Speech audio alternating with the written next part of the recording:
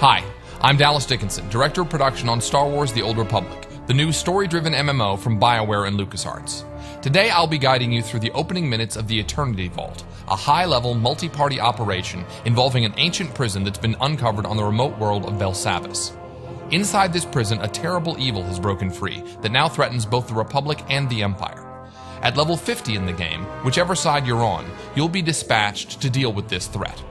Today, we'll be watching the first part of the experience from the Imperial perspective, beginning with the conversation with General Threnault.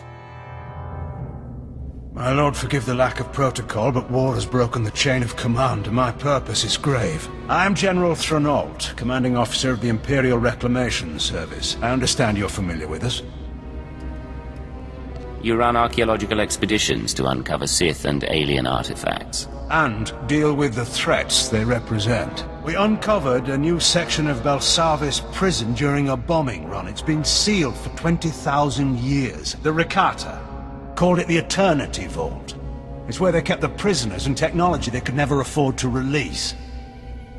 This doesn't sound promising. We've been translating the Rakata inscriptions. Most are indecipherable, but a few refer to a prisoner called the Infernal One. Took an army to stop the Infernal One before. If we don't do anything, well, the war against the Republic may be nothing next to what'll come.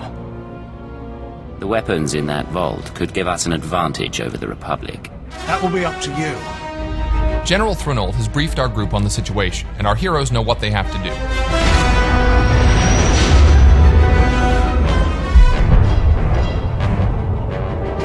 Within Belsavis atmosphere, proceeding to surface.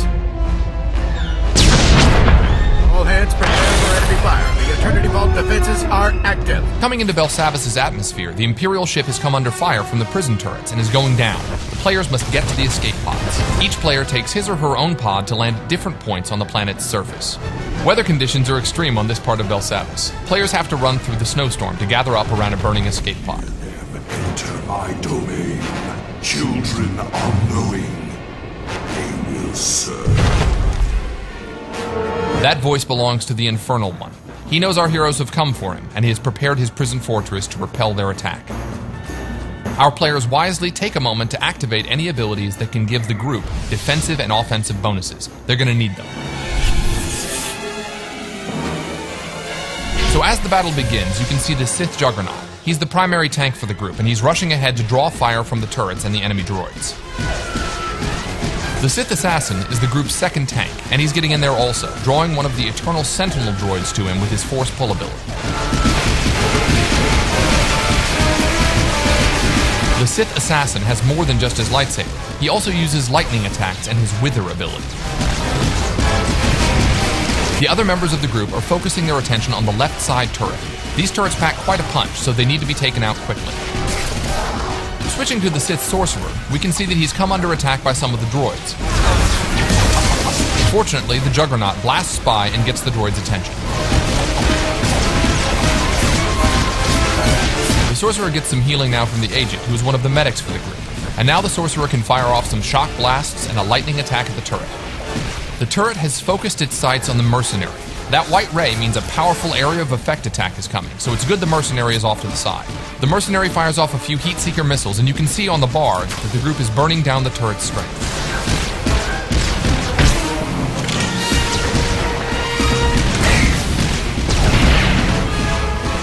The majority of the group is now focused on taking out the remaining droids, while off in the distance, the Sith Marauder works on weakening that second turret. Here we see the power tech use his retractable blade on one of the droids, but even as one falls, more are coming in. You can see the Sorcerer here unleashing Force Storm, a wide area of effect attack to damage as many droids as possible.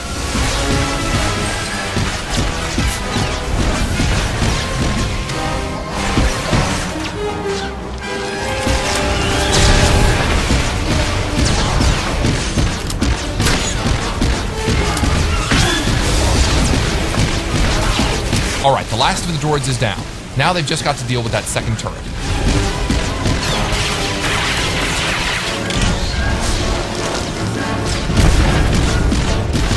And with one last barrage of missiles, that's down 2.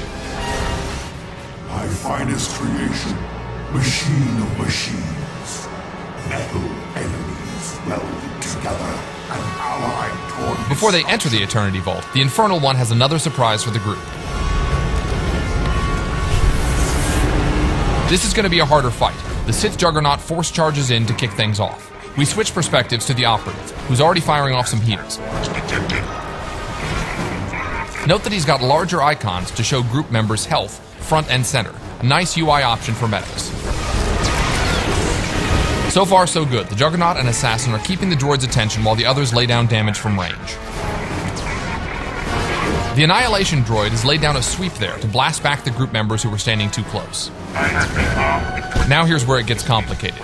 When the droid starts firing off those swarms of missiles, that's deadly. Fortunately, the group knows this, and you can see them taking cover behind the destroyed turret. So most of the group is hiding, but the Juggernaut and Assassin are actually able to withstand this kind of firepower, so they're just charging right back in.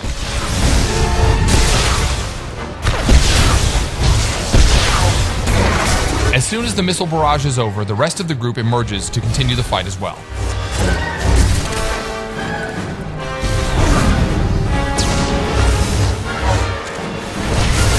We switch to the Sith Sorcerer, who keeps his distance and keeps a steady flow of lightning streaming out to weaken the droid.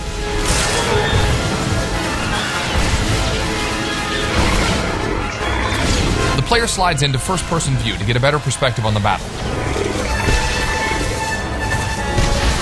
Oh, looks like the Sorcerer got a little too close and got knocked back by that sweeping arm.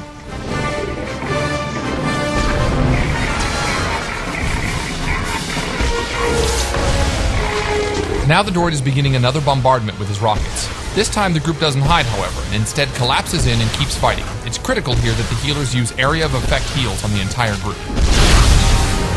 Even so, that's a lot of damage very quickly and the Marauder goes down. Luckily, the second Sorcerer, skilled in healing, has reanimation, which revives downed group members even in the midst of battle.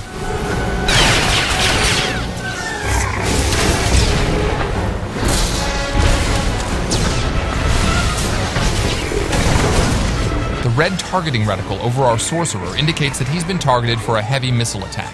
This attack will slam not only him, but anyone standing nearby, so he smartly moves away from the rest of the group to take the hit. Methods analyzed. Engaging storm protocols.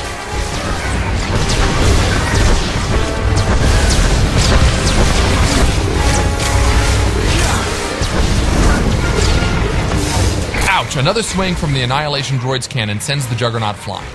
He won't stay down long, though. Running back, he uses Force Charge to leap into the fray.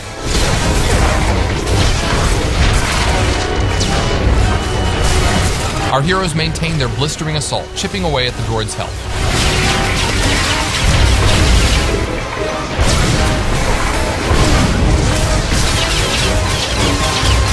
Methods analyzed. Engaging storm protocols.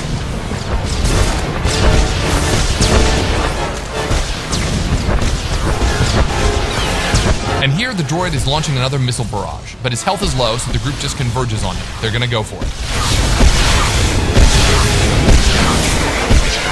Oh, the droid's attacks are just too much. They're dropping. 1, 2, 3, even 4 of the group members go down. But it's not over. They're so close, and there you go. One final attack from the power tech, and the Annihilation droid has gone down. So that was just a small part of the larger Eternity Vault operation. We hope it's given you a good feel for what playing through the operation will be like for you and your friends. Thanks for watching. We'll leave you now with a sneak peek at what the Infernal One has in store for players inside the Eternity Vault.